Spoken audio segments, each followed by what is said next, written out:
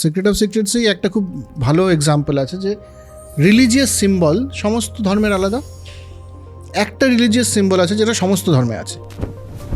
দেখবি কোনো মানুষ ঢুকলে ঘরে ইউ ফিল দ্য প্রেজেন্স। তুমি হয়তো দৈব মানছো না, কিন্তু তারা কিভাবে যে না, যিনি নাকি মা কালীকে দেখেছেন বলে দাবি করেছেন তাকে গুরু মেনে নিল। কেন? মরে যাওয়ার একটা ইচ্ছে আছে মানুষের মধ্যে, ধর মিলিয়ে যাওয়ার ইচ্ছে, তো that is the death instinct. ফিট দেখলেই রাগ হয়ে যাচ্ছে আমার।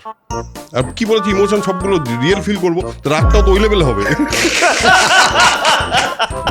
একটা লোক এসে বলছে সে নাকি সূক্ষ্ম দেহে কোনো একটা জায়গায় চলে গেছে, পডকাস্টে বসে বলছে, সেগুলো সব বয়াকার ল।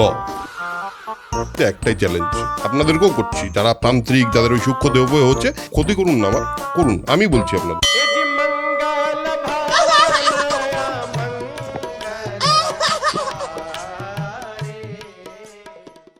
নমস্কার, আড্ডার আর একটা এপিসোডে আপনাদেরকে স্বাগত। 1000 বছর পরে আমরা ওই প্রত্যেকবারই কথা দিই একটা যে পরবর্তী সপ্তাহে হবে বা আর কয়েকদিনের মধ্যে আসবো, কিন্তু কোনো একটা ভাবে হয়ে ওঠে না, এবং আড্ডাটাকে আমরা এরকম অর্গানিকই ভাবে আর কি, যেদিন আমরা বসতে পারবো বা যেদিন আড্ডা হবে সেদিনই ছাড়া হবে। তো আজকে প্রচুর টপিক ছিল, প্রচুর টপিক নিয়ে কথা বলবার আছে, বাট তার আগেই একটা আমরা আলোচনার মধ্যে ঢুকে পড়েছি। এটা ওই এর আগে অনেকবার কথা হয়েছে, কিন্তু অর্ণবদার প্রেমাশিসদার সঙ্গে বসলে যেটা হয় যে সাইকোলজি নিয়ে প্রচুর কথাবার্তা হয়, এবং সেরকম একটা জায়গাতেই আমরা ছিলাম। কথা হচ্ছিল যে কে মানে এই যে আমাদের বিহেভিয়ার বা আমরা কিভাবে বিহেভ করি সেগুলোর প্রত্যেকটার একটা পাস্ট রিজনিং আছে, এবং সবই খুব আর কি একই সুতোয় বাঁধা গোছের, এবং সেখান থেকে এসে স্বপ্ন নিয়ে, ড্রিম নিয়ে। তো এখান থেকে শুরু করলে আশা করি বোঝাই যাবে আড্ডাটা। হ্যাঁ, ড্রিম নিয়ে কি একটা বলছিলে?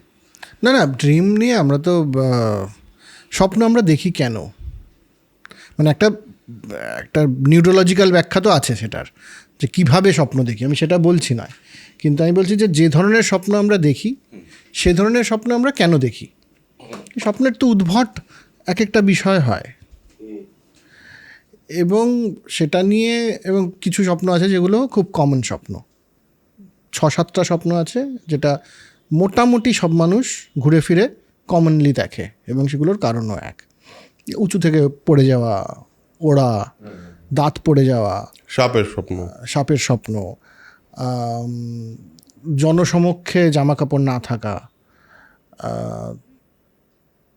এই ধরনের স্বপ্নগুলো আর কি।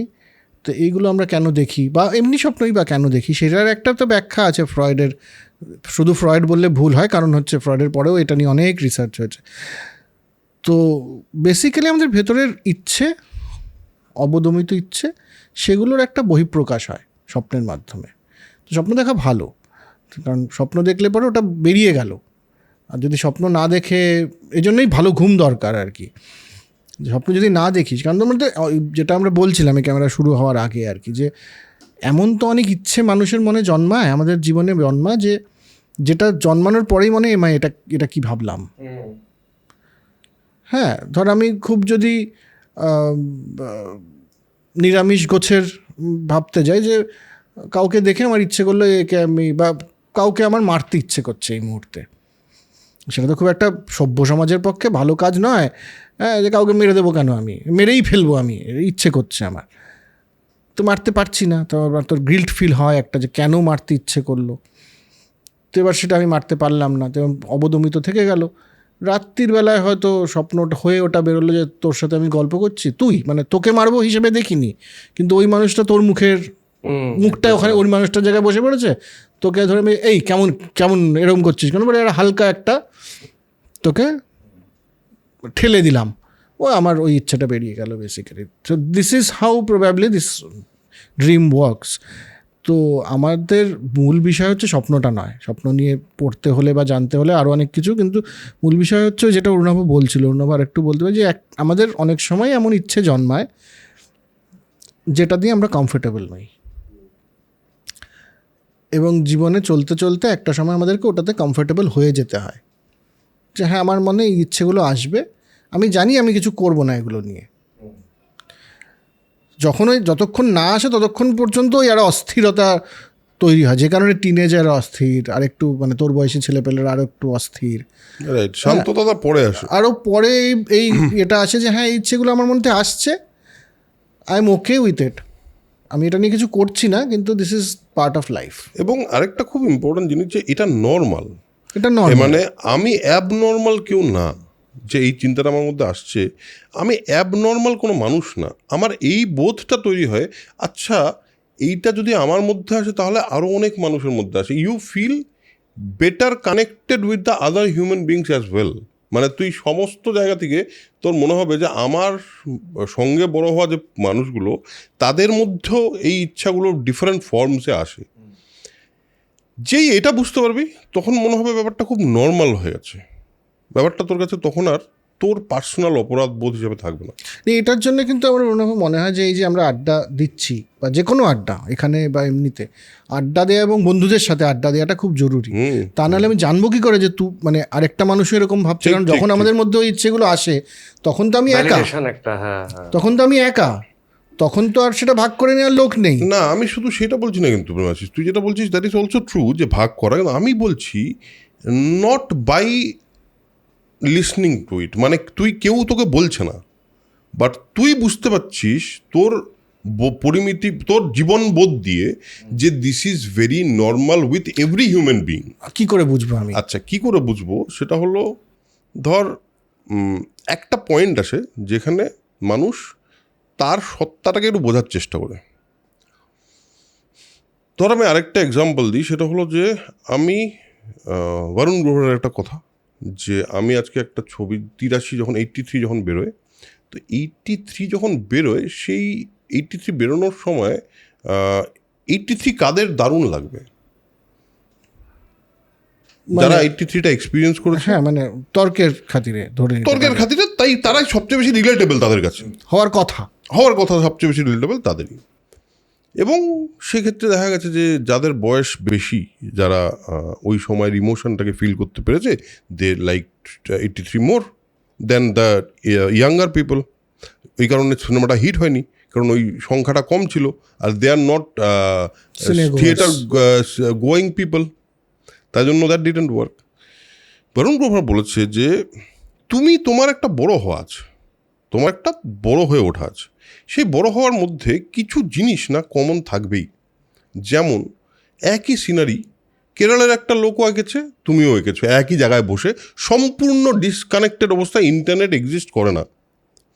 তাহলে তোমার এটা তো মনে হচ্ছে যে হিউম্যানস আর কানেক্টেড সামহাও, কিভাবে, কোথা দিয়ে, উই ডোন্ট নো, আমরা পুরোপুরিভাবে জানি না।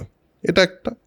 সেকেন্ড হলো, যখন তুমি একটা গল্প ভাববে, সে গল্পটা যদি তোমার দুর্দান্ত লাগে, তাহলে তোমার মতো কমন জিনিস একটা বড় গোষ্ঠীর আছে, তাদেরও ভাল লাগবে। এবার এখান থেকে আমি কি বলতে চাইছি, যখন আমরা আমাদের সাইকোলজির সঙ্গে যখন আমরা একটু বুঝে যাই যে আচ্ছা এই জিনিসটা যদি আমার সঙ্গে হয়ে থাকে, আমি একজন পুরুষ হিসেবে পৃথিবীতে জন্মেছি, আমার এই ফিজিওলজি, এই সাইকোলজি, এই বেসিক জিনিসগুলো নিয়ে আরও তো এতগুলো মানুষ জন্মেছে, তার মানে সবাই হ্যাজ এক্সপিরিয়েন্স দ্য সেম।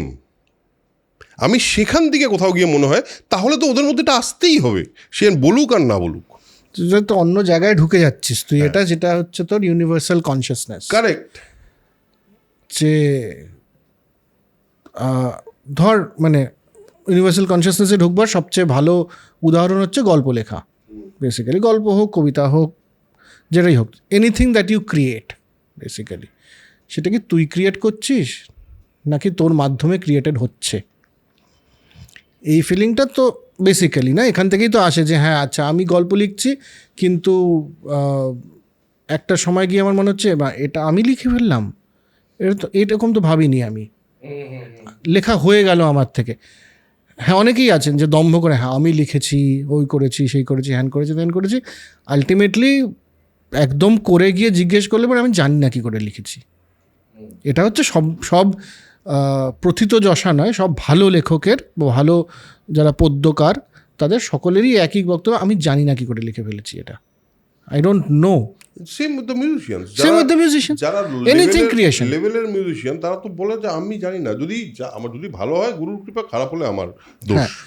তো এটার থেকে আমরা যদি ঢুকি যে তার মানে দিস ব্রেন, এবার ওই এটা একটা বই যেটা ড্যান ব্রাউনের রিসেন্ট বইটা না ড্যান ব্রাউনের যে বইটা সিক্রেট অফ সিক্রেটস, সেখানে ওই জিনিসটা নিয়েই আরও এক্সপ্লোর করা হয়েছে নভেলের ফরম্যাটে, বাট বেসিক্যালি ওটার রিসার্চও তো আছে যে নন লোকাল কনসিয়াসনেস মানে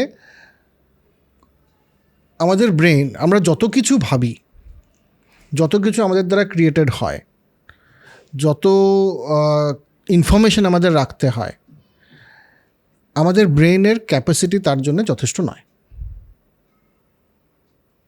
রাইট? তাহলে পরে এগুলো আসছে কোত্থেকে? তাহলে এই যে কনসিয়াসনেস যেটাকে আমরা বলছি, যেটা হচ্ছে ভাবনাই বলি আমরা এটাকে আপাতত, কনসিয়াসনেসের আরও বেটার বাংলা থাকলে আপনারা বলুন, আমি বলছি ভাবনা, চেতনা। Okay fine, chetana is a better word probably.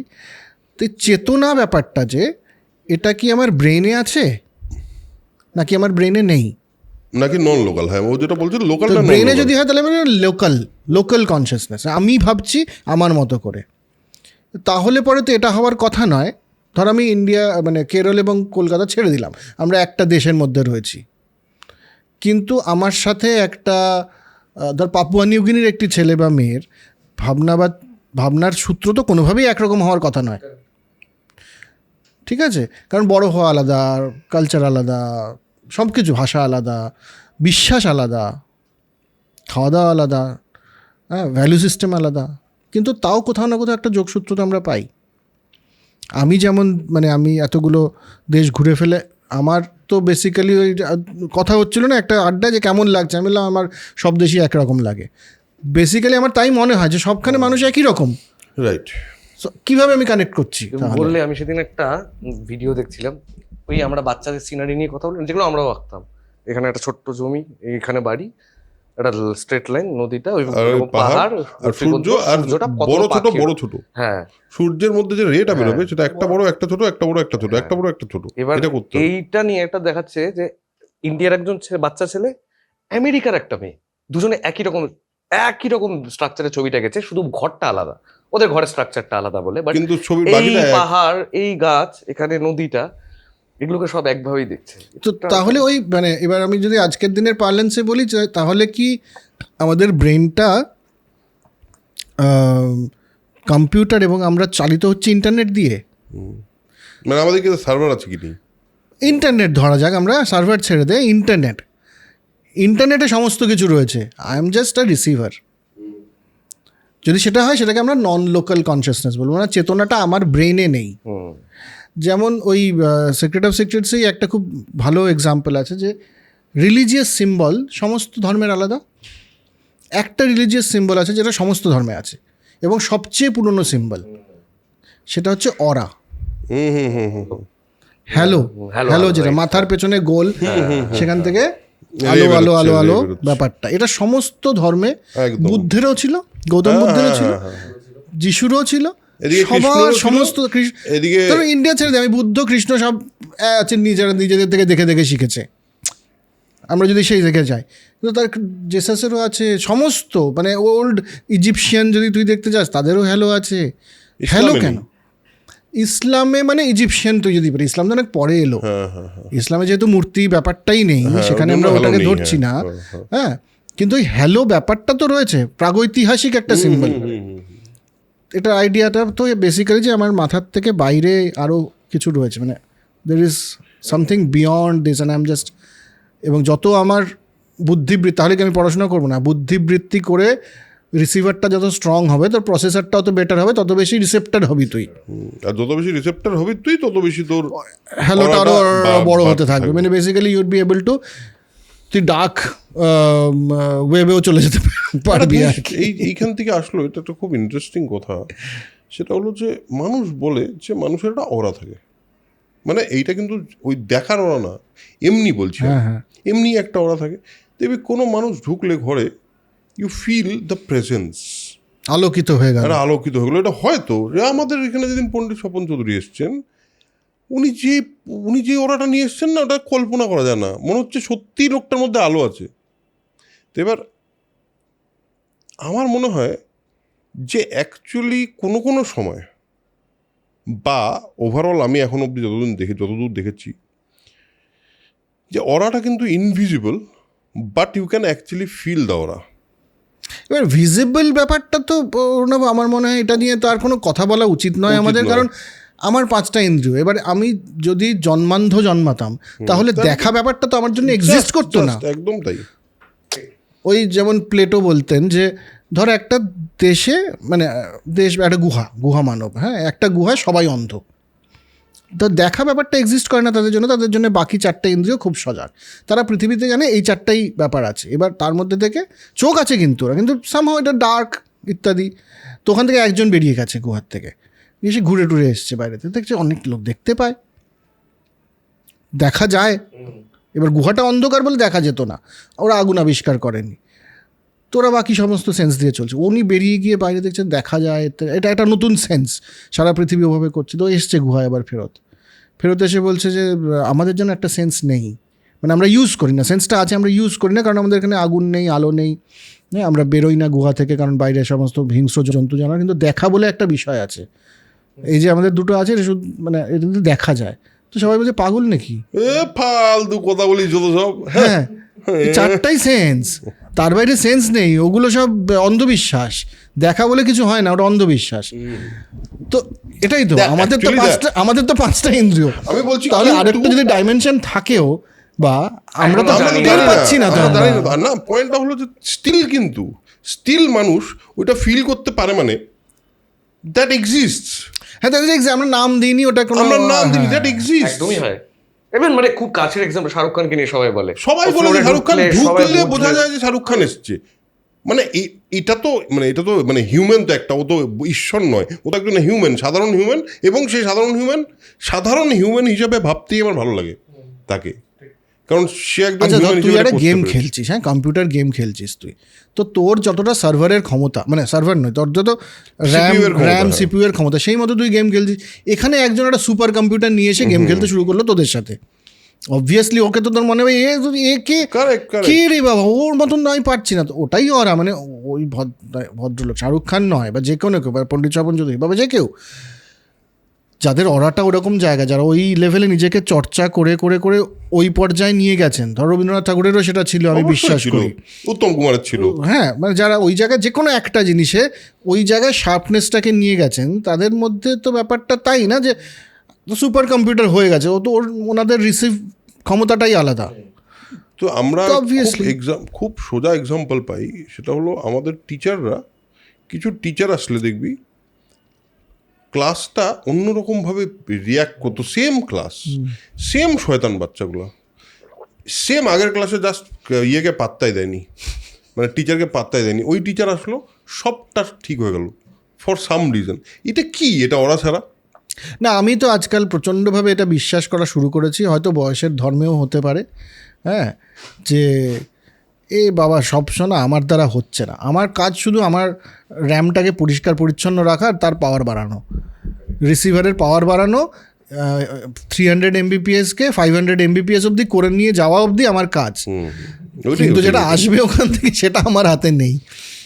আর আমার একটা জিনিস মনে হচ্ছে, সেটা হলো যে এইটার যখন হওয়া শুরু হয় মানুষের মধ্যে, যে সে না এটা বোঝা শুরু করেছে, দেখবি ঠিক সেই সময় আমরা যখন এই নিয়ে খুব আলোচনা করছি, তখনই গুরুজি কিন্তু আমাদের সামনে এসে দেখা যায়, মানে ওইভাবে বলছি না, বাট গুরুজির সঙ্গে দেখাটা ওই সময় হলো, যে সময় আমরা অ্যাকচুয়ালি ভাবছি, হ্যাঁ প্রচুর প্রশ্ন, তুই অষ্টাবক্র গীতা ফিতা কিনে ফেললি, অষ্টাবক্র গীতা কিনলাম, প্রচুর প্রশ্ন, এবার প্রশ্নটা কিন্তু সঠিক লাইনে করছি, যে আমাদের দুজনের প্রচুর আলোচনা হচ্ছে এরকম যে আচ্ছা শোন, তাহলে কি মানে স্পিরিচুয়ালিটিকে কিভাবে দেখবো আমরা, ধর্ম দিয়ে দেখবো নাকি ধর্মের বাইরে দেখবো, তাহলে কি ধর্ম এতজন মানছে, ধর্ম কি ঠিক না, এই বিভিন্ন রকম স্পিরিচুয়ালিটিটাকে কীভাবে দেখবো, এটা নিয়ে আলোচনা। সেই সময় পণ্ডিত কুমার বোসের সঙ্গে আমাদের এপিসোডটা হলো, কিরম জানি একটা মনে হলো, কোনো উত্তরই দিলেন না উনি কোনো উত্তর দিলেন না, আমরা সব উত্তর পেয়ে গেলাম। এটা কিভাবে হয়, কেন হয়, আজ অবধি আমাকে আর প্রেমাশিসকে জিজ্ঞেস করলে আমরা বলতে পারবো না কীভাবে হয়েছে, কেন হয়েছে, আমরা বলতে পারবো না। এটা কি মানে মানে এই এটা কি এটা ম্যানিফেস্টেশন? আমি একটা কথা বলবো, ম্যানিফেস্টেশন তো আছি, তার মধ্যে আরেকটা জিনিস তোকে বলি। এবার গুগল সার্চটা না করলে তো রেজাল্ট দেবে না। হ্যাঁ একদম। আমি আমার ভাইপোকে এটা বোঝাতে গেছিলাম যে আমার এটা বিশ্বাস। ও বললো তুমি তো ইন্টারনেট, ও তো কম্পিউটারের টেকনোলজির ছেলে আর কি, বলছে তুমি তো ইন্টারনেট আর কম্পিউটারের কথা বলছো। আমি বললাম হ্যাঁ এটা তো ভালো, ঠিক মেটাফোর অ্যাকচুয়ালি, একদম আমি সেই জন্যই এই মেটাফোরটা ইউজ করছি। না কিন্তু ওটাও ঠিক যে গুগল সার্চ না করলে রেজাল্টটা আসবে কোথা থেকে? তুই তো সার্চ যদি না আসে তাহলে কোথা থেকে? এটা তো খুবই ইম্পর্টেন্ট। আরেকটা ইম্পর্টেন্ট পয়েন্ট হলো এইটা না, আমি কিন্তু বিরাট কিছু এরকম বলছি না তোকে যে this is, we did not feel this is abnormal or দৈব। আমার মনে হচ্ছে এটাই তো হওয়ার কথা। একটা লোকের কাছে আমার পৌঁছানোর কথা, যে লোকটা বলবে ভাই তুমি না ঠিক রাস্তায় আছো, হ্যাঁ এইটা তো বলে দেবে কেউ একটা যে তোমার ভাবনা চিন্তাগুলো ভুল হচ্ছে না। এইটুকুই তো আমরা, এর বাইরে এরকম না কিন্তু উনি আমার দিকে তাকিয়ে রে বেরিয়ে এলো আমার ভিতরে, একদম না কিন্তু একেবারেই সেটা নয়। সেটা যদি কেউ ভাবে, আর ব্যাপারটার মধ্যে না আমি আমার যত দিন যাচ্ছে তত মনে হচ্ছে দিস ইজ ভেরি নর্মাল জিনিস পৃথিবীতে। মানে স্পিরিচুয়াল হতে গেলে কাউকে মানে দৈব মনে হতে হবে না ওটাকে, বুঝতে পারলি? মানে ওটাকে দৈব মনে করলে মুশকিল হয়ে যাবে। মানে তুই প্রশ্নটা কি করছিলি এক্স্যাক্টলি? না আমার এই মানে এই বিষয়টাতে একটাই যেটা থাকে মানে আপত্তি থাকে, সেটা হচ্ছে যে এই সাধক গুরু, আমি তাদেরকে কোনোভাবেই ছোট করছি না, কিন্তু তুমি হয়তো দৈব মানছো না, কিন্তু তারা কোনো একটা ভাবে কোনো একটা সময় এটাই বলবে যে ওই যে আমার কাছে উনি আসেন। হ্যাঁ ঠিক আছে, ঠিক আছে। এবার আমি এইভাবে এইটা কোথা থেকে দেখি জানিস তো? আমার দেখাটা কোথা দিয়ে বলতো, এটা লেন্সটা আলাদা বলে আমার সুবিধা। সেটা হলো আমি দেখি যে একটা মানুষের এক্সেলেন্স নিয়ে আমার কোনো সন্দেহ নেই, তার পাণ্ডিত্য নিয়ে আমার কোনো সন্দেহ নেই, তার যেইটুকু তিনি আমাকে বলছেন তার নন ভার্বাল কমিউনিকেশনটা এত স্ট্রং, এবং উনি একজন উপলব্ধ মানুষ, উপলব্ধি পাওয়া মানুষ। এই মানুষটা তার সারেন্ডারকে কি রূপ দিয়েছে আমার জানার কি দরকার? কারণ জানার দরকার, কারণ তুমি তো একটা পথ খুঁজতে গেছো ওনার কাছে। আমি তো আমার এই পথটা জানি, সারেন্ডারের পথটা তো জানি। উনি ওনার সারেন্ডারের পথ যদি ওটাকে মানেন তাতে আমার অসুবিধাটা কোথায়? উনি তো বলছেন না, উনি তো বলছেন না তুমি এটা মানো।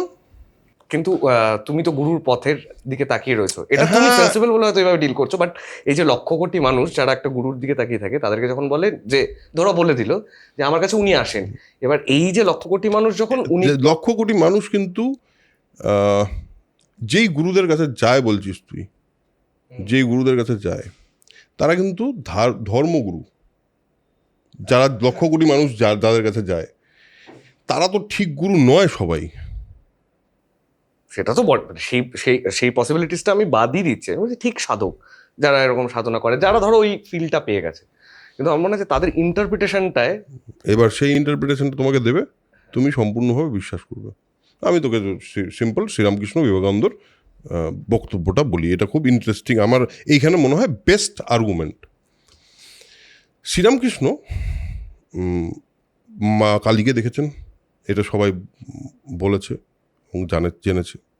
এবার নরেন্দ্রনাথ দত্ত, এই ছেলেটা মেট্রোপলিটন স্কুলে পড়েছে, দারুণ শিক্ষায় শিক্ষিত হয়েছে, খুব শার্প ব্রেন, যে কোনো তর্ক সভায় যাকে তাকে বলছে যে আপনি এটা বুঝতে পারছেন না, আপনি এটা বলছেন না, ধর্ম বলে কিছু নেই, ঈশ্বর বলে কিছু এক্সিস্ট করে না। এই লোকটা হলো শ্রীরামকৃষ্ণের কাছে, গিয়ে বসলো, কথা হলো তাদের, প্রশ্ন উত্তর হলো আমরা জানি না, বাট এতটা যুক্তিবাদী একটা ছেলে, সে তাকে গুরু মেনে নিল। কিভাবে? যে না, যিনি নাকি মা কালীকে দেখেছেন বলে দাবি করেছেন তাকে গুরু মেনে নিল। কেন? এবার তারপর বেরিয়ে স্বামী বিবেকানন্দ তো কোনদিন বললো না যে তোমরা মা কালীকে পুজো করো। স্বামী বিবেকানন্দ বললো যে তোমরা বেদান্ত ফিলোসফি ফলো করো, কিন্তু ফুটবল খেলো এবং দেশকে ভালোবাসো, বেসিক্যালি দেশকে ভালোবাসো, শরীরকে তৈরি করো, এই জিনিসে চলে গেল সম্পূর্ণ। কেন? উনি তো বললেন না আমার গুরু কালী পুজো করেন বলে তোমাকেও কালী পুজো করতে হবে। তাহলে তোমার গুরু এবং শিষ্য এই দুজনের দিক থেকেই তোমাকে তো যোগ্য শিষ্যও হতে হবে। না আমার কি মানে এটাকে নেওয়া। আমি তো ধর্মগুরুদের কাছে বিশেষ একটা যাইনি, তবে ওই যেই সময় এই সমস্ত চলছিল আর কি, প্রশ্ন নিজের সাথে ঝামেলা, তখন কিছু লোককে জিজ্ঞেস করেছি, আমার মনে হচ্ছিল যে I need someone to show me the path, to give me the answer. আমারও প্রশ্ন আছে। হ্যাঁ, give me the answer or show me the path. তো তখন আমাকে বেশ কিছু মানুষ যারা গুরু সান্নিধ্য পেয়েছেন তারা বলেছেন যে তুমি খুঁজো না, কিচ্ছু হবে না তাতে, তুমি খুঁজে গুরু পাবে না, গুরু তোমাকে সময় মতো খুঁজে নেবে। And I couldn't believe in it, I couldn't believe in the process, যে হতেই পারে এটা না হতে পারে না। কারণ আমার সঙ্গে প্রেমাজি বলছে এই কথাটা, আমি মানে এটা কি মানে একদিন এসে উদয় হবে, আচ্ছা শোনো তোমার না এটার প্রয়োজন আছে বলে দিয়ে দেওয়া হবে না তো? গল্পে যেমন থাকতো একদিন চলে আসতো এটা হবে না তো, আমাকে মানে what is my effort towards ইট, এবং সেটা এমন একটা জায়গা থেকে এলো ফাইনালি, যেটাও বললো, যেটা তো এক্সপেক্টেড না। আমি তো স্পিরিচুয়ালিটি এবং ধর্মের প্রশ্ন এবং নিজের এক্সিস্টেন্সের প্রশ্ন খুঁজছিলাম, কিন্তু উত্তরটা এলো তো একটা অন্য একদম আনরিলেটেড একটা, সেই অর্থে আনরিলেটেড একটা সোর্স থেকে। হ্যাঁ, তো একদিক থেকে সেটা, এবং যে উত্তরটা আমি পেলাম তাতে তো আমার মনে হয় তারপর থেকে বা এমনি ইন জেনারেল, যে কোনো গুরুই তোমাকে কি করতে হবে সেটা বলে দেবে না, যদি সে প্রপার গুরু হয়। একদম, যদি না সে প্রপারলি, তো আমার সাথে তো সেইভাবে অত ইন্টারাকশন হয়নি যে যদি সত্যিই বুঝে থাকে তোমার টেম্পারমেন্ট কীরকম, তুমি কি উত্তর খুঁজছো, এই যে বার্তালাপ বারবার হতে হতে সে হয়তো তোমাকে রাস্তা দেখিয়ে দিতে পারে যে না তুমি কিন্তু ফিজিক্সই পড়ো, তোমার কিন্তু ফিজিক্স পড়েই হবে, হ্যাঁ তুমি কালী পুজো করো না, বা তুমি গান সেতার বাজিও না, হোয়াট এভার। হ্যাঁ, কিন্তু সে হয়তো সে রাস্তাটা দেখাবে, কিন্তু তার রাস্তা আর তোমার রাস্তা যে একই হতে হবে, তো এই যেটাও বললো রামকৃষ্ণ পরমহংসদেবের রাস্তা, স্বামী বিবেকানন্দের রাস্তা তো এক নয়। মানে রামকৃষ্ণদেব নাকি এটাও বলেছে যে মানে সব সেবকদের বলেছে তো নরেনের মতন সেবক কেউ হতে পারবে না আমার, ও নিজের রাস্তা নিজে খুঁজে নিয়েছে, ওর মতন সেবক, ওই মা কালী আসবে না। এক্স্যাক্টলি, কেন জানিস? কারণ শ্রীরামকৃষ্ণ তো একটা পয়েন্টে বুঝতে পেরেছে, ও যেটা দেখেছে ওইটা ওর রিয়েলাইজেশন,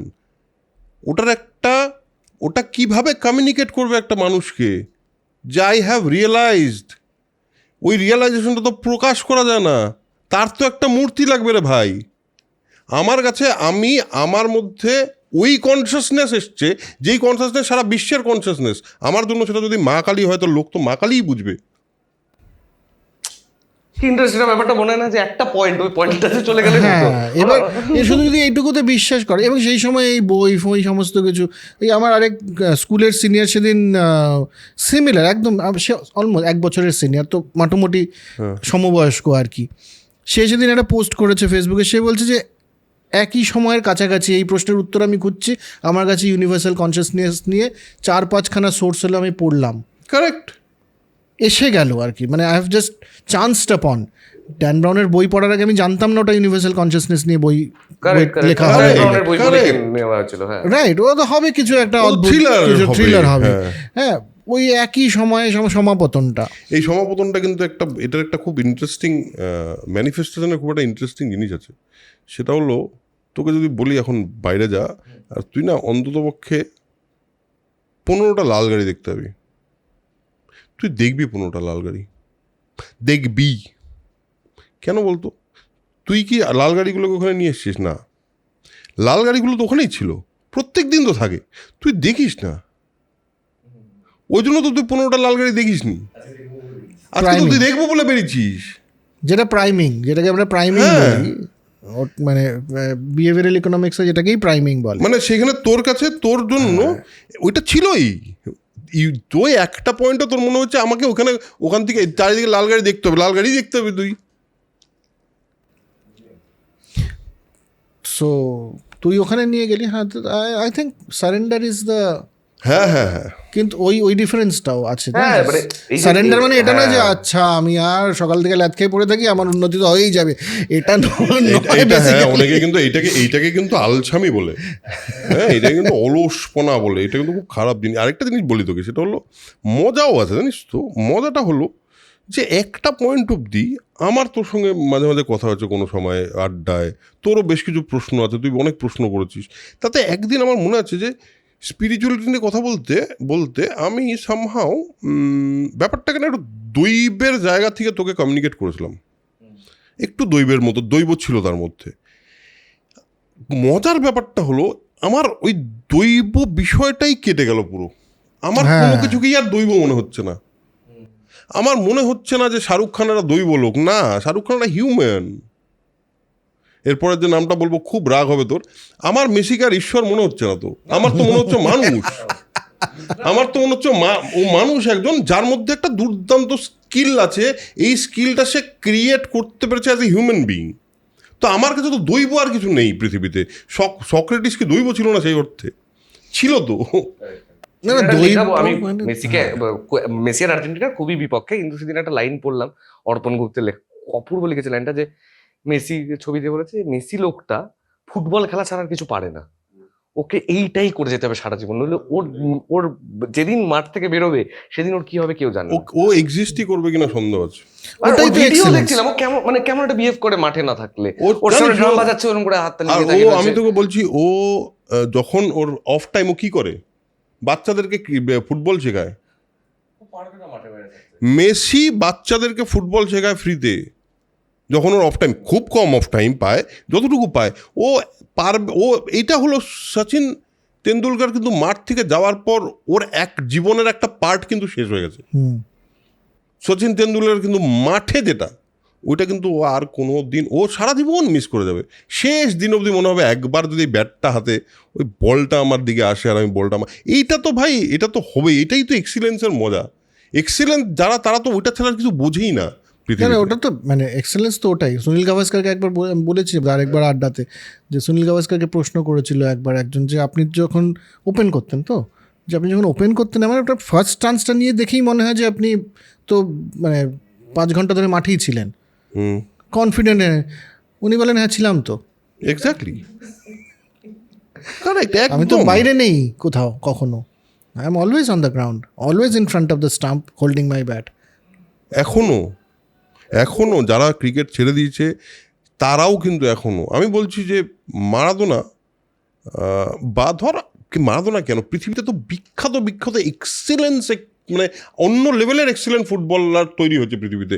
যেমন আমি বলছি তোকে, তোর খুব ভাল লাগবে, কিন্তু ক্লিন্সম্যান একজন ফুটবলার যাকে দেখলে মনে হচ্ছে এটা যেটা করছে না এটা কেউ করতে পারবে না, আর উনিই পারেন শুধু। রোনাল্ডো যেই ফিনিশটা করতে পারে আর কেউ করতেই পারে না ওই ফিনিশটা। রোনাল্ডো মানে অরিজিনাল রোনাল্ডো, মানে আমি বলছি ব্রাজিলের। তো এবার এরা সেই সময় ফুটবলার মানে যারা ছিল, ধর ইনিয়েস্তা, ও শিল্পী, মানে প্রিসিশন কি, আচ্ছা এদের জীবনে তো ওইটাই আছে, এরা কিন্তু সারাক্ষণ মাঠেই আছে। জিদান আজকে তোর মনে হয় যে মাঠ ছেড়ে বেরিয়েছে? মাঠেই আছে। তো আমাদের কাজ শুধু ওটাই, অ্যান্টেনা বড় করো, ও গান ওরা আর একটা গান শোনো, আমার আর কিচ্ছু করার নেই, কোথাও যাওয়ার নেই, এইটাই। আর কি বলতো, আমি সরি, তুই একটা থট এসছে মানে চলে যাবে বলে, এটার সাথে আমরা ফিরি আর কি, মানে যেখান থেকে শুরু হয়েছিল ঘটনাটা, সাইকোলজি দিয়ে শুরু হয়েছিল। সাইকোলজিতে একটা জিনিস আছে যেটাকে ডেথ ইনস্টিংক্ট বলে, যে কিসের জন্য আমরা কাজ করি। সো কিছু কিছু আছে আমাদের লাইফ ইনস্টিংক্ট, বেঁচে থাকা, নিজেকে সুরক্ষিত রাখা, এগুলো সব ইনস্টিংক্ট আমাদের, তার জন্য আমরা অনেক কিছু করি, হ্যাঁ, প্লেজার ইত্যাদি। আর আছে ডেথ ইনস্টিংক্ট। ডেথ ইনস্টিংক্ট আছে মরে যাওয়ার ইচ্ছে, মরে যাওয়ার একটা ইচ্ছে আছে মানুষের মধ্যে। ধর মরে যাওয়াটাকে শুনলে পরে এটাকে তোর অন্যরকম মনে হতে পারে, কিন্তু মিলিয়ে যাওয়ার ইচ্ছে, অরিজিনের সাথে মিলিয়ে যাওয়ার ইচ্ছে, আমি যেখান থেকে এসেছি সেটার সেই পঞ্চভূতে বিলীন হয়ে যাওয়ার ইচ্ছে, এটাও একটা আছে ডেথ ইনস্টিংক্ট। যার জন্য ফ্রয়েড, যেহেতু উনি ওয়েস্টার্ন ছিলেন, উনি ওটাকে পুরোপুরি ডেভেলপ করে উঠতে পারেননি। উনি বলতেন মানে সুইসাইড ইত্যাদি এগুলো যে আমরা করি সেগুলো ডেথ ইনস্টিংক্ট থেকে, কিন্তু এটার একটা ইন্ডিয়ান ভার্সনও আছে, এটার একটা ইন্ডিয়ান ইনফ্লুয়েন্স আছে এটার মধ্যে। সেটা হচ্ছে যে এই যে ধর মানে লাইফ সাইকেল এবং ইত্যাদি, এই যে ব্যাপারটা, তুই তো চুপচাপ বসে আছিস, ভাবছিস প্রকৃতির দিকে তাকিয়ে, তো কখনো মনে হয় যে আমি আলাদা, আমার এক্সিস্টেন্সটা আর কিছু নয়, আমি যদি এই প্রকৃতির মতোই হয়ে থাকতে পারতাম, সেই ব্যাপারটা। This is like metaphorically speaking, একটা নদী চলছে, নদীর স্রোতটা একটা পাহাড়ে ধাক্কা খেলো, পাহাড় মানে পাথরে ধাক্কা খেলো, তো একটা বুদবুদ উঠে এলো, হুইচ ইজ ইউ বা মি, বা আমরা হচ্ছে বুদবুদের মতো। সে বুদবুদটা তখন কি ভাবছে যখন ও উঠেছে, যখন ও ধাক্কা খেয়ে বুদবুদটা উঠে গেছে নদীর জলের থেকে? এখন আমি ইন্ডিপেন্ডেন্স পেলাম, আমি জল আর আমি নেই। তো আর নদী নেই, আমি এখন একটা জলের বিন্দু হয়ে গেছি, তো I am an independent entity now. তো আর একটা আনন্দ আছে, লাইফ ইনস্টিংক্ট, কিন্তু একটা দুঃখও আছে যে আরে নদীর মতন একটা ব্যাপার ছিলাম আমি ভাই, এখন তো আমি একটা ক্ষুদ্র মাত্র বিন্দু। মিলে গেলেই ভালো। মিলে গেলেই হয় নদীর সাথে আবার। কারেক্ট। তো that is the death instinct. And if we say যে কনসিয়াসনেস, যেটাকে আমরা চেতনা বলছি, সেটাকে বিশ্ব চেতনা, ইউনিভার্সাল, হোয়াট এভার, কেউ ওটাকে ভগবানও বলতে পারে, কেউ ওটাকে গড, আল্লাহ, যা খুশি বলতে পারে, কিন্তু basically idea is the same. ওটা নদী, আর আমরা ওই বুদবুদ। তো আমাদের মধ্যে দারুণ একটা দম্ভ, অহংকার, আনন্দ, ইচ্ছে সবই আছে বিন্দু হবার, কিন্তু একটা সুপ্ত ইচ্ছে তো কোথাও আছে, মিলিয়ে গেলেই হয়। আবার ওর সাথে একটা কানেকশন যদি তৈরি হতো, ওই কানেকশনটা তৈরি করা হতো, সেজন্যই ঠিক পাটা লাগলে পরে মানুষ মিলে যায় আবার নদীর সাথে। আমি বলছি তোকে আরেকটা জিনিস এখান থেকে আমার মনে হয় ডেথ ইনস্টিংক্টের ব্যাপারে, মানে একটা মানে ভয় না এটা? না, এটাই আমি তোকে বলছি, এখানেই আমার বক্তব্য। আমারও মনে হচ্ছে যে আমাদের এই ডেথ ইনস্টিংক্টটা এত স্ট্রং কেন আমাদের মধ্যে, মানে আছে কিন্তু স্ট্রংলি কেন? কারণ দেখ, প্রত্যেকটা মানুষের একবার না একবার জীবনে বোধ হয়, প্রত্যেকটা মানুষের বড়টা জানি না ঠিক হবে কিনা, বাট একবার না একবার মনে হচ্ছে একে মেরে ফেলি। হ্যাঁ, হয়েছেই।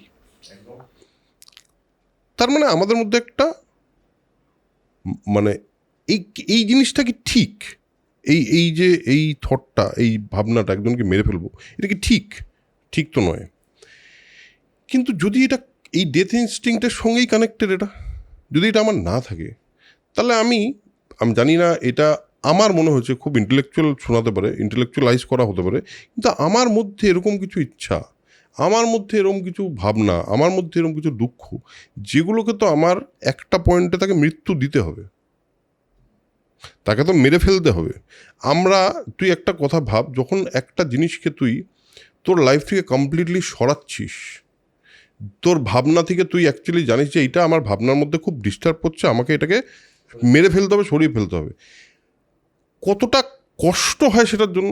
সেই ইন্টারনাল ফাইটটা যথেষ্ট বড় ফাইট, কিন্তু আমার মনে হয় এটাও ডেথ ইনস্টিংক্টের একটা পার্ট। এটা আমার জাস্ট একটা আইডিয়ার জায়গা থেকে বলছি। না আমি বলছি যারা সুইসাইড করে কেন করে, হোয়াট ইজ দ্য মোটিভেশন?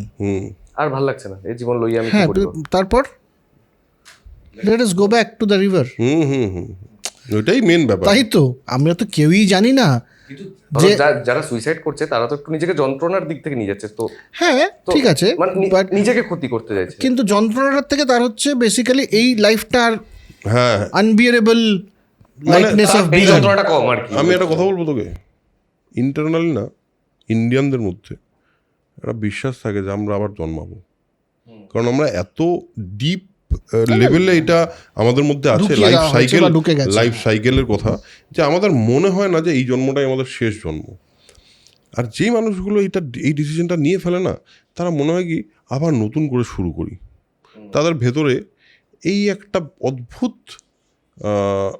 মোটিভেশনের কথা হচ্ছে না, because I have been gone through this. আমি তো সুইসাইডাল টেন্ডেন্সি দিয়ে গেছিলাম, আই হ্যাভ অলমোস্ট ট্রাইড বলতে পারিস। আমার কিন্তু মনে হচ্ছিল এটা যে let's start from the beginning.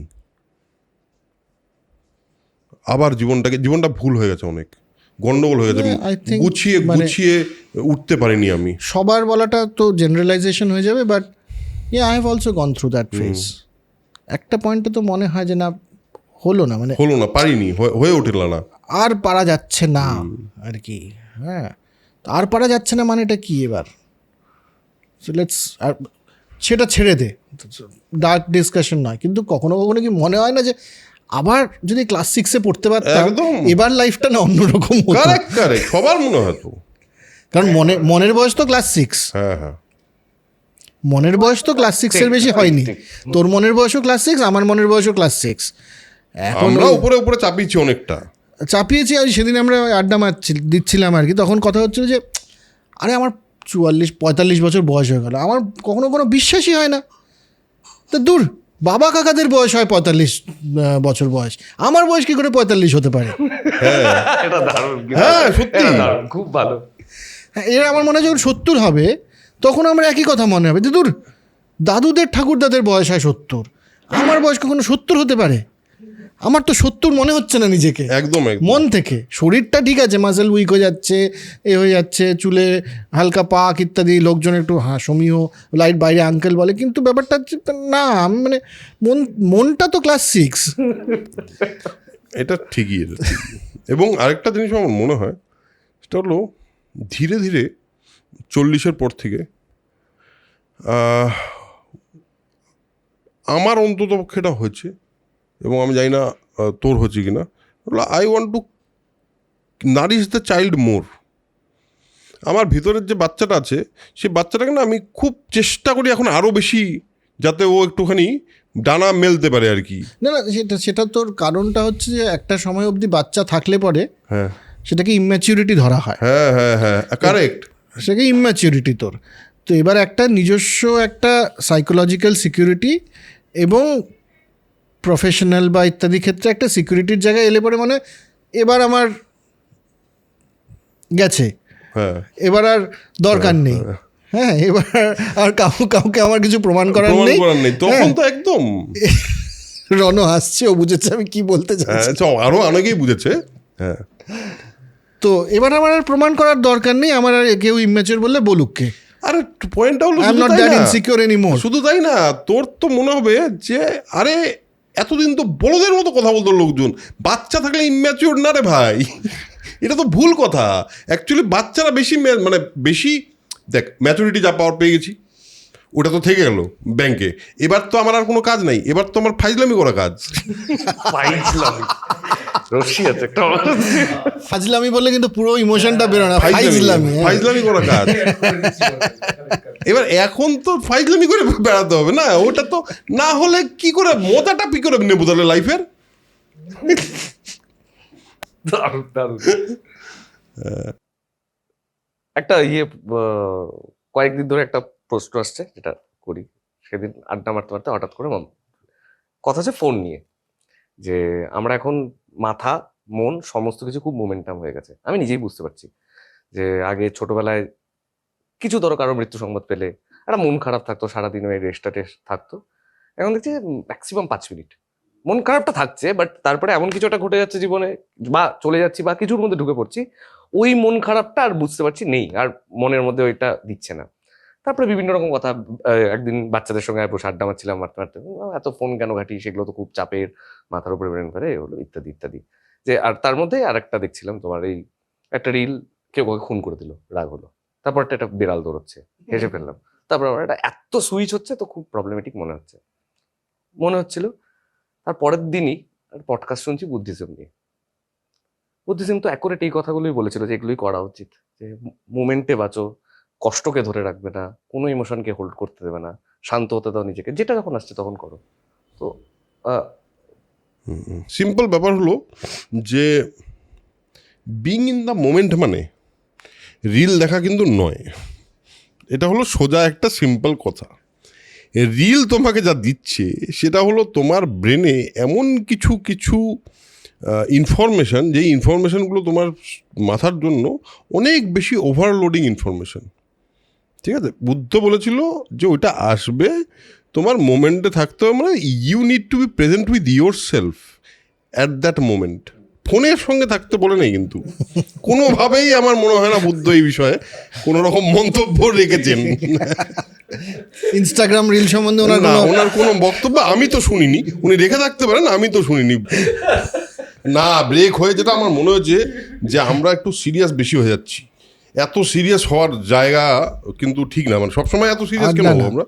না, আমার মেয়ে আজকেই বলছিল দুপুরবেলায় যে আমি আমার জেনারেশনের কথা বলছি না, মানে ওই বলছে আর কি যে আমি আমার জেনারেশনের কথা বলছি না, কিন্তু ধরো তোমাদের থেকেও আরও যারা বড় বয়স্ক লোকজন যারা চায়ের দোকানে আড্ডা দেয়, হ্যাঁ, বাঙালিরা বিশেষত, স্পেসিফিক্যালি বাঙালিরা, এবং এটা কিন্তু জাতিসূচক বিষয় আছে এর মধ্যে, তাদের ডিসকাশনের একটা লেভেল থাকে। একটা মিনিমাম লজিক মেনটেন করে, খুব হাই লেভেলের কথা হয়তো হচ্ছে না, কিন্তু বাঙালিদের আড্ডার মধ্যে একটা একটা মিনিমাম লেভেল কিন্তু ঠিক, আছে। ঠিক, ঠিক। কাজেই একদম ফালতু কথা বলছি আমি, এটা বাঙালিরা ঠিক নিতে পারে না আর কি অনেকক্ষণ ধরে। কিন্তু না, আমরা ফালতু কথাও যখন বলি তখন ফালতু কথার মধ্যেও তো আমরা দেখ উসমে ভি এক उसमें भी एक कसक हम दे देते हैं। শোন, আমার এখন মানে ব্যাপারটা কি বলতো, অনেকটা সময় জুড়ে আমি এখন ফাইজলামো করতে ইচ্ছা করতেছে। ফাইজলামোটা হচ্ছে না তো অনেকক্ষণ ধরে, ওই জন্য আমার ভালো লাগছে না আর। ফাইজলামো করি একটু না, আমরা। আমি প্রশ্নটার একটা যথাযথ উত্তর দিয়ে, হ্যাঁ, দাও দাও। আমি তো আতেল। ভাবছি নবদ্বীপে বসে আছি, গুরুজিকে প্রশ্ন করেছি আমি। যে আমার মনে হয়েছে এটা গীতায় লেখা ছিল এরকম, গৌতম বুদ্ধ এরকম একটা কথাবার্তা বলে গেছে, আমি যেহেতু এরকম ভাবে উত্তর দিয়েছে, না ফাইজলামো করবো, আরে ফাইজলামো, চৈতন্য বেরো, চলো কলকাতার নাম, রাস্তায় রাস্তায় র্যাপ গাইবো আজকে। যখন তখন ট্রোল হয়ে যাবি, যখন তখন ট্রোল হয়ে যাবি তুই। প্লিজ প্লিজ প্লিজ, হ্যাঁ, এটা কাটা হবে না কিন্তু। না, না, আমি চাই ও ট্রোল হোক, অনেক না, না, দিন এটা ধরে নিয়ে উঠছে troll হবে ছেলেটা। না, কিন্তু আমি তাহলে বলছি আমরা যে- মেয়েদের সাইকোলজিটা নিয়ে কথা বলি একটু এবার, যাই এবার একটু ঢুকি। হ্যাঁ, না না, এবার কথা হচ্ছে গৌতম বুদ্ধ কি বলেছেন সেটা পয়েন্ট নয়। পয়েন্ট হচ্ছে যে মোমেন্টে থাকা মানেটা কি? মোমেন্টে থাকা মানে তো মোমেন্টটাকে এনজয় করা হোক। যেই মোমেন্টে রয়েছিস সেই মোমেন্টে যে কাজটা করছিস তুই সেটাকে এনজয় কর। সেটা 2 সেকেন্ডও হতে পারে, 10 সেকেন্ডও হতে পারে, 1 মিনিট বা 3 মিনিটও হতে পারে, কিন্তু সেটাকে তুই এনজয় কর। যখন আমি স্ক্রোল করছি তখন আমার আঙুল কিন্তু রেডি, যে আমি অলরেডি জানি এটা আমার বেশিক্ষণ ভালো লাগবে না। I am already expecting the next excitement, moment, হ্যাঁ, নেক্সট মোমেন্ট আর কি। নেক্সট তো আমি- এক্সাইটমেন্ট। মানে আমি ওই মোমেন্টে নেই। তাহলে তো তুই ওই মোমেন্টে নেই, ওটা তো তুই এনজয় করার মানে দেখছিস আর কি, অলরেডি রেডি। আচ্ছা, পরের এক্সাইটমেন্টটা কি দেখি তো। So it's about dopamine heaviness, আর কিছুই নয়। ওটা ডোপামিন স্পাইক ছাড়া আর কিচ্ছু দেয় না। ডোপামিন স্পাইক মানে ড্রাগস নিলে যেটা হয়, ইনস্টাগ্রাম দেখলেও তাই হয় ব্রেনের ভেতরে। ইনস্টাগ্রাম ড্রাগস আর ডোপামিনের ডিফারেন্স, মানে ড্রাগস আর ইনস্টাগ্রামের ডিফারেন্স বোঝে না। ডোপামিন বোঝে না, হ্যাঁ। হ্যাঁ, ব্রেন বোঝে না, সরি, হ্যাঁ ওই আর কি, ডোপামিন বোঝে না বা এই ব্রেন বোঝে না যে তুমি ড্রাগস নিচ্ছ না, ইনস্টাগ্রাম ওর ডোপামিন স্পাইক দিচ্ছে। এনজয় তো তুই করছিস না ওটাকে, তুই তো নেক্সট এক্সাইটমেন্টের জন্য আরও excite. So that is not living in the moment. Living in the moment হলে তো তুই ওটা এনজয় করতি, ওটার মধ্যে থাকতি। আরেকটা ইম্পর্টেন্ট এটা কথা এটা যেটা হচ্ছে বলেছে, ব্যাপার। একদম ঠিক। ও আরেকটা ইম্পর্টেন্ট কথা বলেছে না, যে শান্ত হলে তো তুই ওই নেক্সট মোমেন্টটার জন্য ওয়েট করছিস না। তুই তো শান্ত হলে তো তুই ফ্লো করছিস, কিন্তু এখানে দেখ ফ্লো নেই, এটা জোর করে চলা আছে। হ্যাঁ, এক্সপিরিয়েন্সিং দ্য মোমেন্ট তো হচ্ছে না এখানে। হ্যাঁ, বুদ্ধ বলছেন যে যেমন লাইক সিনেমা আসছে একটা করে চলে যাচ্ছে তোমার সামনে থেকে, you are experiencing the present. তুই তো এক্সপিরিয়েন্স করছিস না, you are making the next move. আমি তো স্ক্রোল করছি, আমি তো নেক্সট মোমেন্টটার জন্য এ করছি না। ওটা তো আমি চুপচাপ শান্তভাবে বসে নেই যে পরের মোমেন্টটা কখন আসবে, কি আসবে আমি জানি না, না আসবে কিনা তাও জানি না, এটা কতক্ষণ চলবে আমি জানি না। আমি তো রিল দেখছি, জানিস ওটা 1 মিনিট বা 3 মিনিটেরই হবে, তার বেশি হবে না। ইমোশনটা নিয়ে কি বলবে? কোন ইমোশন? এই যে যে মানে প্রচন্ড বেশি ফ্রিক্যাল ইমোশন হয়ে গেছে এখন। সেটা তো হবেই না। ডোপামিন যদি তুই স্পাইক নিস তাহলে তো ইমোশন ফ্রিকল হবে, because your mind is never at is and never at rest. এটা তো মানে এটা তো for the betterment of the future ভালোই হচ্ছে। কিরকম মানুষ ভাবে? কষ্টটাকে কষ্টের মতন করে নিচ্ছে না, আনন্দটাকে আনন্দের মতন করে নিচ্ছে না। এইবার দূর থেকে এক্সপিরিয়েন্স করছে কি, সবকিছুকে দূর থেকে এক্সপেরিয়েন্স তোর একটা ধর এটা হতেই পারে যে একজন খুব কাছের মানুষের, পাড়ার কোনো মানুষের চলে গেলেন। এবার আমরা অনেকেই করি, মানে এটা আমিও দেখেছি আমার সাথে যেরকম হয়েছে, যে আমি তৎক্ষণাৎ ওই জিনিসটাকে না, ওটার মধ্যে না থেকে আমি অন্য কিছু একটা করা শুরু করে দিলাম, হয়তো অফিসের কাজ করা শুরু করে দিলাম। That is denial, that is not non experiencing or not being there. একটা দুঃখটা হতে দিতে হয়, কারণ দুঃখ যদি হওয়ার হয় মানুষের মধ্যে, যদি তোর প্রিয় মানুষ হয়, মানুষের তো 4টাই বেসিক ব্যাপার। আমি যাকে ভালোবাসি, 4টা ভয়। আমি যাকে ভালোবাসি সে আমাকে বাসবে না, বা সে তার ভালোবাসার থেকে আমি লুজ দ্য লাভ। যে আমার ভালোবাসার, সে আমার থেকে দূরে চলে যাবে, সেই থাকবে না। 3টে বেসিক্যালি, আমি উত্তরটা আর যাচ্ছি না। 3 নম্বর হচ্ছে আমাকে কেউ হার্ম করবে, এই তিনটে তো বেসিক ভয় মানুষের। তো দ্বিতীয়টা যেটা, আমি যাকে ভালোবাসি সে আমার থেকে চলে যাবে, এটা তো মানুষের ভয়। এই ভয়টা থেকে বাঁচার জন্য মানুষ ডিনায়ালে থাকে তো অনেক সময়, যে চলে গেছে যখন, ওই যে আমরা প্রেজেন্ট টেন্সে কথা বলি, ও না খুব ভালো ছেলে, আরে ও চলে গেছে, ছিল। আমরা পাস্ট টেন্সে চট করে যেতে পারি না, এটা আমাদের গ্রামাটিক্যাল এরার নয়, এটা আমাদের মাইন্ডের ভেতরে ওটা ডিনায়াল, সাইকোলজিক্যাল ডিনায়াল ওটা। আমি আমার এখানে একটা জিনিস অ্যাড করি এর সঙ্গেই, যে একদমই ঠিক, এটা হলো যে যখন মানুষ অ্যাকচুয়ালি, মানুষের সবচেয়ে বড় সুপার পাওয়ার হলো মানুষ যদি ভালনারেবল থাকতে পারে অ্যান্ড ভালনারেবিলিটিটাকে অ্যাকসেপ্ট করে নিতে পারে। কীরকম? সেটা হলো, ধর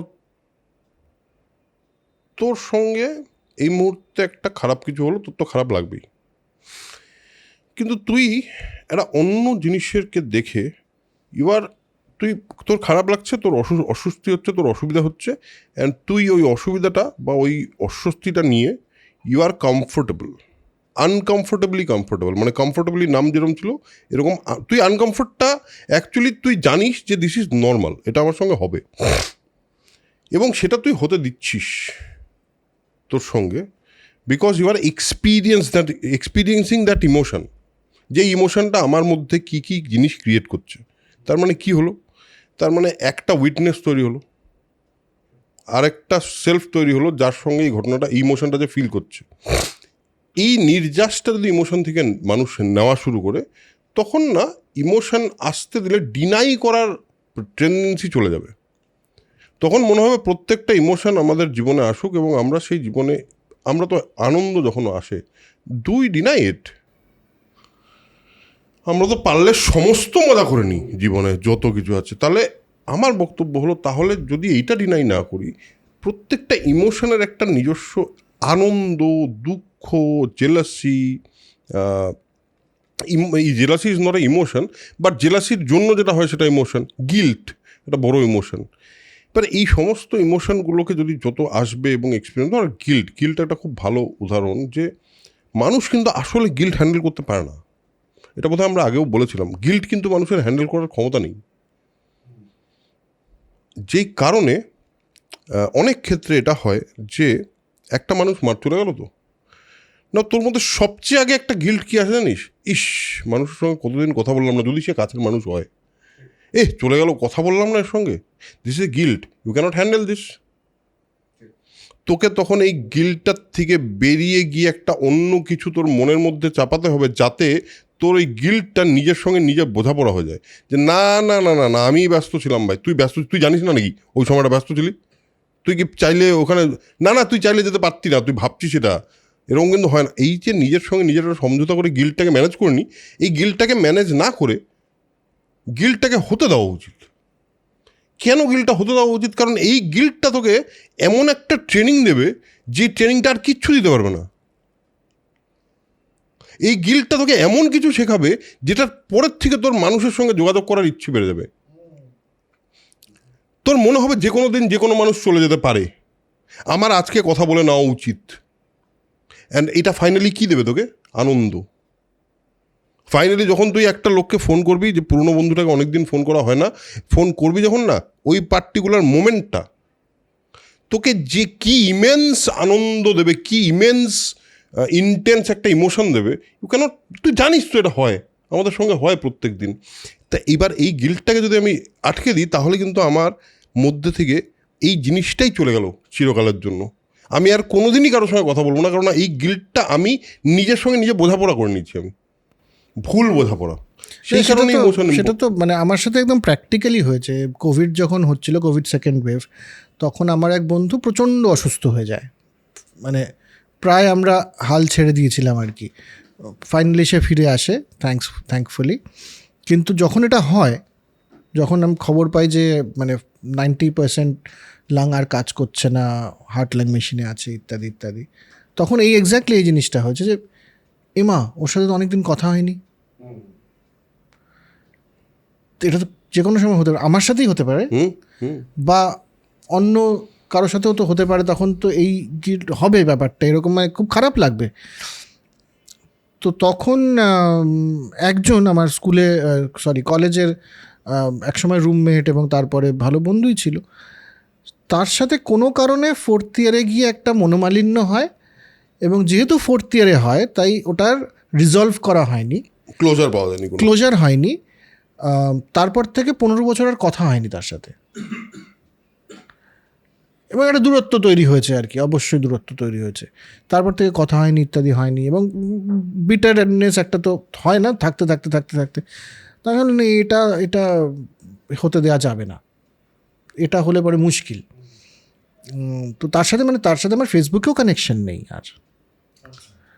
তো তাকে লিঙ্কডইনে খুঁজে তাকে মেসেজ পাঠিয়ে আমি তাকে মেল করি, মেসেজ তো পাঠানো যায় মেইলের মতন, আমি তাকে মেল করি যে ভাই তোমার সাথে আমার একটা ঝামেলা হয়েছিল, কী নিয়ে ঝামেলা হয়েছিল আমার মনে নেই, কার দোষ ছিল আমার মনে নেই, যদি আমার দোষ হয় আই এম সরি। এত বছর পরে কলেজ লাইফ নিয়ে কথা হচ্ছে? হ্যাঁ, কলেজ লাইফ নিয়ে কথা হচ্ছে, কারণ তারপর থেকে ক্লোজার হয়নি তো ওটার। তাই আমি বললাম যে কী নিয়ে ঝামেলা হয়েছিল মনে নেই, কেন ঝামেলা হয়েছিল মনে নেই, কার দোষ ছিল আমার মনে নেই, it doesn't matter to me.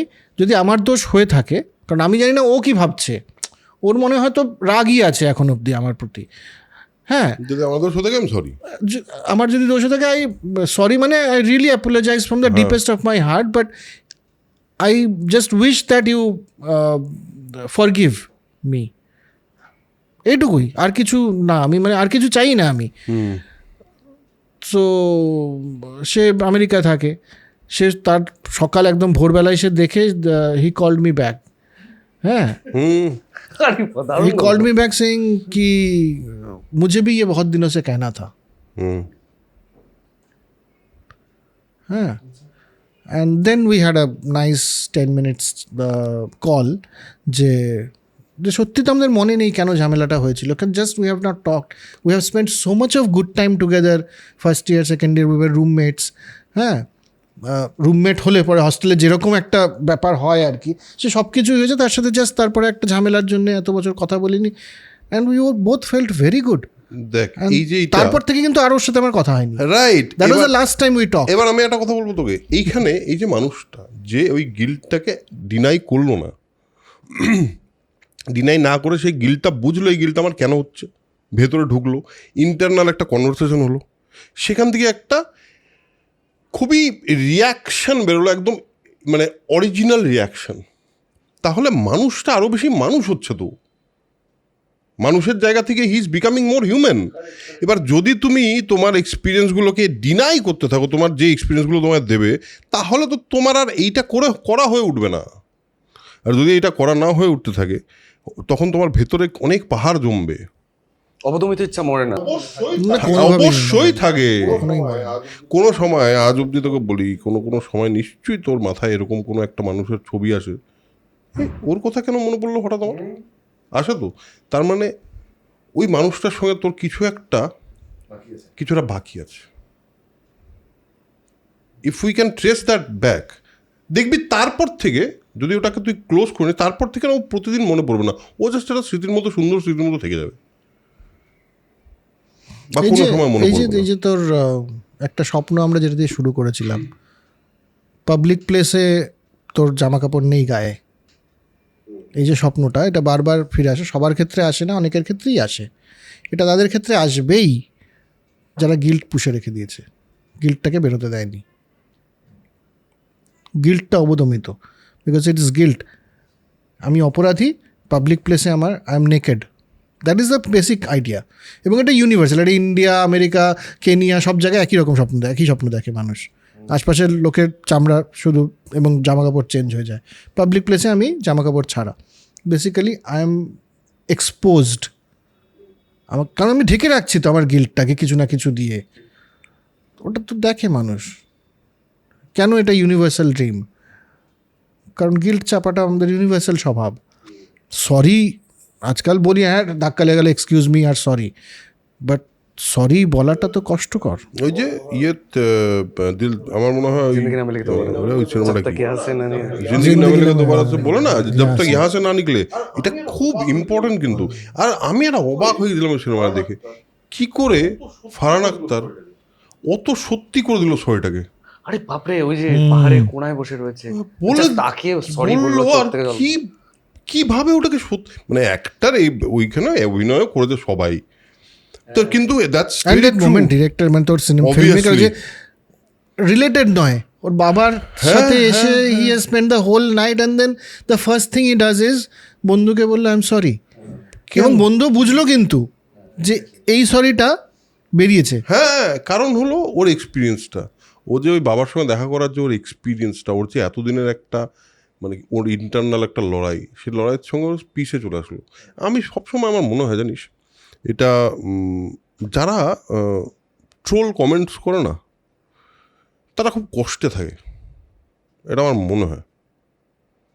কারণ তুই ভাব, এটা তো হিউম্যান টেন্ডেন্সি যে মানুষ গিল্ট হ্যান্ডেল করতে পারে না।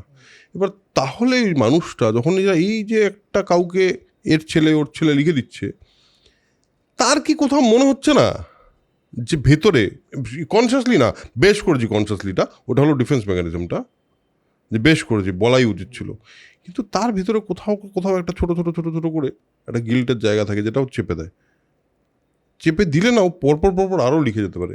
এটা ভেতরে খুব কষ্টের তো। না, এই জন্য বিটারনেস রাখার কোনো মানে বিটারনেসটা তো মানুষকে কষ্টই দেবে। এই যে আমাদের ছোটবেলা থেকে বলতো কারো দিকে আঙুল তুলো না, 3টে আঙুল তোমার দিকে আসবে, basically that is the whole idea না। আমি ওকে বলে আমার দিকে তো bitterness, why am I keeping this, হ্যাঁ একদম কারো ব্যাপারে খারাপ ভাবছি মানে আমি তো ভাবছি ওর কি খারাপ হচ্ছে, তাতে আমার হচ্ছে তো খারাপ, তো খারাপ হচ্ছে, I am in a bad place. আমি যদি জেলাস হই কারো ব্যাপারে তাহলে আমার খারাপ হচ্ছে, তো ওর তো কিচ্ছু আসে যাচ্ছে না। আরেকটা জিনিস যেটা আমি কবে কার সঙ্গে একটা কথা হচ্ছিল, যেটা হলো বেশিরভাগ মানুষের মধ্যে একটা জায়গা থাকে না যে আমাকে বুঝলোই না, পৃথিবী আমাকে বুঝলোই না। এইটাতে না আমার হেভি আজকাল রাগ হয়। তোকে বুঝলো না কারণ তুই বোঝার মতো না এদের, আর না হলে তুই না বোঝাতে পারিসনি। পৃথিবীকে দোষ দেওয়াটা বন্ধ কর। এইটা আমার বারবার মনে হয়। এই রকমের লোক আমি নিজে ছিলাম এক সময় এরকম লোক। আমি তো ভাবতাম যে আমি পৃথিবীর শ্রেষ্ঠ ফিল্ম মেকার, আমাকে কেউ বুঝতে পারছে না। একদম না, ফালতু কথা।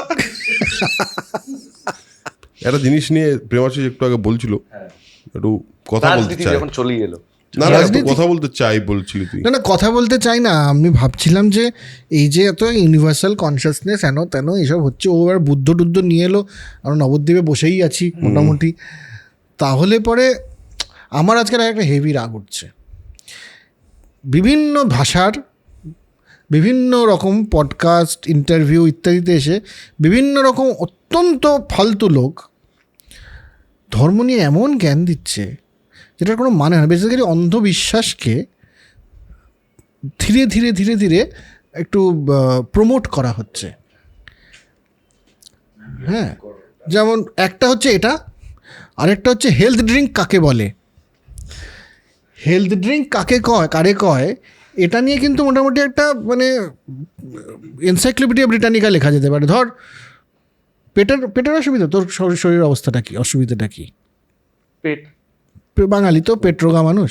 সকাল সকাল কাঁচা হলুদ বেটে জিরা সাথে একটু দিবি আর এলাচ, সেটার সাথে অরেঞ্জ জুস মিশিয়ে 2 মাস খা, দেখ পেটের ওষুধ ঠিক হয়ে যাবে।